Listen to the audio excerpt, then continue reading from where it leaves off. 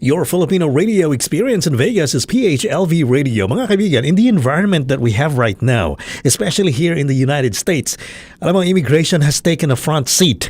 Well, it has for many decades, but I believe now more than ever, ang immigrant communities are looking for answers to many, many more questions.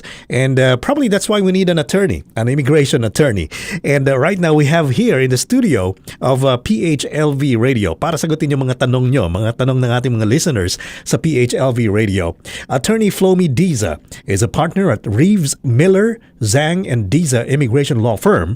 They are present in Los Angeles, San Francisco, Philippines, China, and of course dito mga kaibigan sa Las Vegas. So marami mga katanungan, may sasagot ngayon. Welcome to PHLV Radio, Attorney Diza. Thank you very much, Johan, and PHLV for having me. And it's my pleasure to be here and to discuss immigration concerns and immigration issues in the United States. Wonderful. Gusto mong bumati sa ating mga kababayan dito sa Las Vegas? Yes, sa mga kababayan natin, thank you for listening. And please listen to us. And the PHLV will make it this one as one of our regular programs, and hopefully patuloy niyo pong tangkilikin ang PHLV and aming programa Immigration Updates dito. And by the way, Johan, the law firm now is known as Reeves Immigration Law Group because one of the partners, Attorney Nancy Miller, I'm proud to announce sa mga listeners natin that she just recently assigned or appointed as an immigration judge in the Los Angeles area. Wow, congratulations. Thank you. Now, maraming salamat po, Attorney Diza. I know you flew in from San Francisco and tayo naman sa Bay Area, right? Correct. And welcoming dito sa Las Vegas is of course we are very lucky and honored to have you here with us para sa interview na ito para maliwanagan ang maraming mga questions na ating mga listeners dito sa PHLV Radio. As I was saying a while ago, probably now more than ever kailangan natin ng attorney, an immigration attorney. Why do we need an attorney, Attorney Diza? That's a really good question, Johan, and a lot of mga kababayan natin, if maraming immigrants actually they have experience and they have done an immigration process in the past, and sometimes they just rely on the past experiences and some friends who advise them. But obviously, especially at this political environment, Johan, you know, the policy of our president and the present administration when it comes to immigration, ano, kita natin everyday news, you know, and listening to radios and watching the news that our president is kind of like the anti-immigrant policies. And the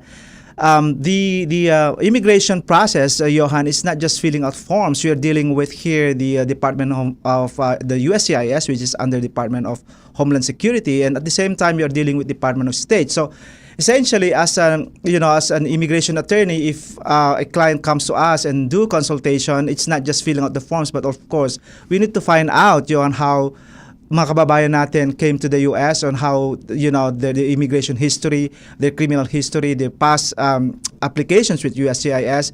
Those are taken into consideration and make sure that what you fill out are accurate and proper, and if it's really a good idea to file the application. So it's not, again, and at the same time, most of the applications now, even if employment-based, which used to be na walang interview, but now, with the present administration, everybody gets that interview. And being an immigration attorney and hiring an attorney, we do usually prepare our clients. So now usually takes about 30 minutes preparation going over the application forms if they are accurate, and the immigration and criminal history, past entrance and exits into the United States. And at the same time, you know, going to an interview, Johan, it's kind of nerve-wracking. And yes, it is. Yeah. So especially if you don't know what's gonna happen. So part of the service that we do, Johan, is to prepare them and give them the possible questions and what are the possible answers, essentially. So when the client goes to the interview, you know, medyo kampante na siya, di ba? Comfortable na siya, and exactly, you know, yung preparation and, you know, usually yun ang mga tanong at alam niya kung exactly what are the possible questions and what are the documents that the client needs to provide. And at the same time, having an attorney at the interview will make the applicant more comfortable. And at the same time, the immigration officer would also like step back a little bit and say, hey, you have an attorney. Right. So essentially, ang immigration attorney would do just job as an immigration officer. Supposedly, you know, it's not something that they intimidate and terrorize applicants. So that's the importance of having an immigration attorney on the application process, whether ang kababayan natin are applying for a green card, or you're applying for a work visa, or H-1Bs, investors visa, or even immigrant visa petition from family members. In your firm, Flomy, obviously you're headquartered here in the United States, although you have offices in the Philippines and in China as well, right? So the bulk of the things that you do here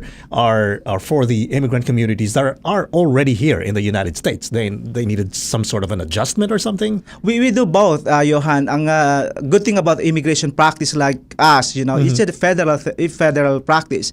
It's a federal law that entails federal practice. So even if you are California bar, or some of the attorneys are from Florida and from Maryland, so even if you are licensed to other states, federal law allows us to practice anywhere in the United States.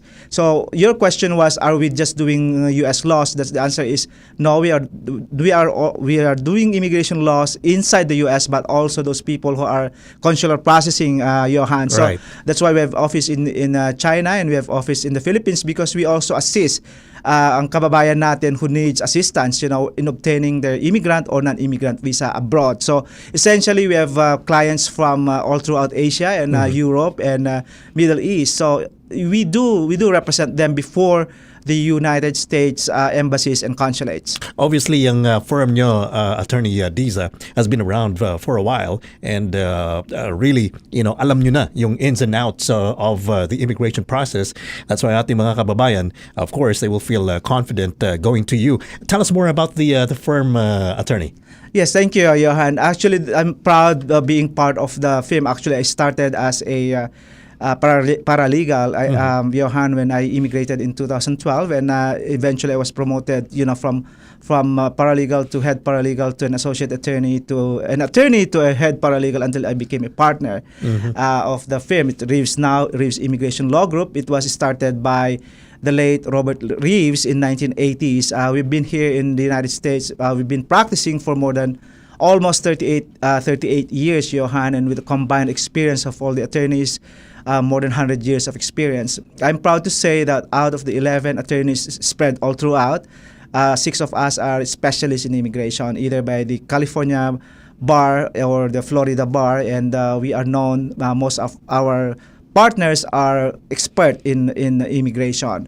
On the attorneys also, we are also equipped with staff. I mean, we have more than 60 staff all throughout, and the client, we use this system where clients can also see an updates of their case status. So we encourage our staff to respond to our clients' concerned within 24 to 48 hours a day. They're dealing with live people here. We meet with them. And with the technology, Johan, they can call us, email us, messenger us, Skype us, anywhere they are. So essentially, it's not something that you need to see yung abogado mo face to face. But since we have also like several offices, they can go also to that office and meet us and see us that we are actually into this business. And sa mga kababayan natin dito sa Las Vegas, you have an office here in Las Vegas, di ba po ba, Attorney? Yes, Johan. We are located at 2770 South Maryland Parkway, actually the same street as where the PHLV is. We are at Suite 105, Las Vegas, Nevada. Our phone number, Johan, is 702-227-9888. Call us for consultation. But anywhere you call, pwede kayong ipaset kung kahit sang offices po kayo. With the technology, again, we can do Skype or phone consultation. Attorney, pagka may gustong kumonsulta, they're almost always worried about the cost of like, teka muna, baka tatawag ako ilang ito. How do you handle that? Well, we have consultation of $100, Johan. So wonderful. That $100 would be credited towards the contract if they are signing up eventually. So hindi nasasayang yon. And I always encourage our clients and our kababayan to sit down with an attorney. I mean, $100 is worth it, sitting down and discuss. I mean, if there are some issues, not just without consulting an attorney and try to do it yourself, sometimes it costs you more money. You know, when you go back and you go to an attorney and, you know, fix the problem that our clients created. Right. And going to your offices or calling your offices, I'm sure, mga kababayan natin, as you know, sa Pilipinas, marami tayong iba't ibang mga dialects, lingwahe, and everything. Does your staff and you guys speak different languages or dialects in the office? Yes, actually, we are multilingual. You know, we have Kapampangan and, you know, dialects from the Philippines. We do speak them like Ilocano, Bisaya, and also we have clients from China, so we have Chinese and Mandarin. We also have Nihongo and of course Spanish, Johan. So we speak several languages. Marami sa ating mga kababayan tatanong dito sa PHLV Radio, especially meron pa silang mga family sa Pilipinas. A lot of ways, I'm sure, to be able to bring them over here. Marami mga, you know, configurations on how to do that. But can you give us just a few pointers, like how do people obtain lawful status in the United States? Yes, ang daming nagtatanong. Believe me, Johan, if you speak to, you know, a Filipino in the Philippines, you ask them, may makapag-anak ba kayo sa US? And the answer usually is yes, di ba? May makapag-anak. And of course, the relatives, the family here are trying to figure out how to bring family here. And of course, number one, the easiest, of course, is through family base. So either you're married to a US citizen or you have a son or daughter who are over 21, US citizen. Pwede po nilang i-petition ang parents or parents petitioning children. That's a possible scenario. But remember, Johan, there is what we call a preference for others who are already over 21, right? Yung mga adult children. Right. So they are not immediately available. So children have to wait between 12 years to, unfortunately, 23 years. But matagal. Exactly. But if you're married to a U.S. citizen or your children are U.S. citizen, that's the fastest. You know, it's immediately available on visa. So that's number one. Sa mga professionals naman, attorney, marami tayong nalalamang mga nurses, mga kung ano-ano pang mga professions, and they are being petitioned by their employers. Paano po ito, attorney? Is this an immigration through the employer? Yes, this is what we call the employment base. So essentially, yung mga professionals, those are possible scenarios. The only thing that I want our kababayan to know is that you find an employer. So kung may makapag-anak po kayo sa US, you know, or nasa healthcare industry na sila, or nasa hospital na sila, or they are, you know, administrators and stuff like that, and if they want to petition family members, contact them because, you know, it's still available. And essentially, it's 2 to 3 years for professionals, for them and their family to obtain a green card, as long as they have an employer, Johan. So you need an employer for them to be able to immigrate through employment base. And I'm sure marami pang ibang mga ways, no? Say for example, if you cannot go back to your country, there's something going on there. What other scenarios, attorney, ang pwede bang, okay, sige, pwede ako mag-apply? Yeah, if they're already in the United States, Johan, mayroong ding tinatawag na asylum. For example, if they fear of going back home for other reasons because of their membership in a political organization, and also like membership in a social group or political opinion, they are against the government, and because of that, you know, or because of their past persecution, you know, let's say you were running for a mayor and there were threats and there were, you know, and you don't want to go back because the government is unable to protect you. That's what we call the asylum, or they can apply for withholding of removal and convention against torture. So they are able to do that, but they have to prove that they are unable to go back to their home country because of the threat or the past persecution that they experienced. One of the things that tinatanong sa amin, itong Violence Against Women's Act, how does this configure into the immigration environment? If the applicant or the client is married to a United States citizen, or even a green card holder, or even non-immigrant visa holders kaya ng H-1B, if they are the spouse of those mentioned and they were subjected to extreme battery and cruelty, they can also apply green card through this process. Take note of this, Johan, that the battery does not only apply to women, because the name connotes violence against women. But this also applies to men. Believe me, we have lots of male clients who also experience extreme cruelty, and also the extreme cruelty under immigration does not only involve physical abuse, right? Yung binubugbog ka, you know, every day, sinasapak ka every day. that you have a lot of photographs showing that abuse, Right. or medical reports or even police report. But remember, under immigration law, it does not only refer to physical abuse. Good thing to know that this only applies to psychological, emotional, financial abuse, and verbal abuse, Johan, where clients tend to use the immigration na, okay, kung hindi mo gagawin to, right? Kung hindi mo ako bibigyan ng ganitong pera, hindi mo bibigyan yung aking sweldo, Yeah. I will deport you, or I will not cooperate, or I will, tinatago yung mga passport and legal documents that would make this spouse, afraid on the other spouse. So those are ways where the client is able to apply under what we call the extreme battery and cruelty of his spouse. Attorney, meron din mga iba pang mga nagtatanong sa PHLV radio. May mga sumusulat din. May mga nagme-messenger sa PHLV radio. Because as we said, this environment nga ngayon na medyo on edge lahat ng mga immigrants. Yung mga those who were arrested, for example, or those already in the deportation proceedings, what can they do? Tatakbo sila obviously sa mga attorneys. What can they do in that kind of situation? Yes, it's important for them, if that already happened to them, to speak to an attorney, because there are several ways for them to be able to defend their case before an immigration office. It's not something that a client is arrested and diretso na sa home country, right? I mean, there's a way for them to legalize their status before an immigration judge. Now, if they've been here for more than 10 years in the United States, and believe me, Johan, there's a lot of them are still in, more than 10 years, but they have spouse, or they have parents, or they have children who are minor, and they've been here for more than 10 years, and they have no felonies or serious criminal conviction. They are able to request what we call cancellation of removal. They just need to prove extreme hardship, extreme, exceptional, unusual hardship to their minor children, to their spouse, or to their parents. And then we request the immigration judge to cancel that removal. So may mga paraan talaga. May mga paraan. Pwede rin mag-claim ng asylum, is a defensive asylum, because you've been here for a long time. You can also claim that, if you're going back for economic reason, you are unable to find a job. It's a matter of defense, Johan. I'm not saying that's a strong case, but that's one way of, defending ang mga kababayan natin where they are already in removal or deportation proceedings. Kaya kailangan nila, ang mga professionals na kamukha ninyo, alam nyo ang ins and outs ng immigration law. And related to that, attorney, and of course, napapag-usapan ngayon, maraming mga updates sa immigration, left and right, no? And related to that, yung mga ganyan na removal or mga something like that, everyone's on edge. Especially itong mga tinatawag na dreamers. Diba? So, itong DACA, what's going on with DACA? Yeah, sa mga kapakanan ng ating mga listeners, DACA is the Deferred Action for Childhood Arrivals, and these are children who came here before turning 16, before 2007, no?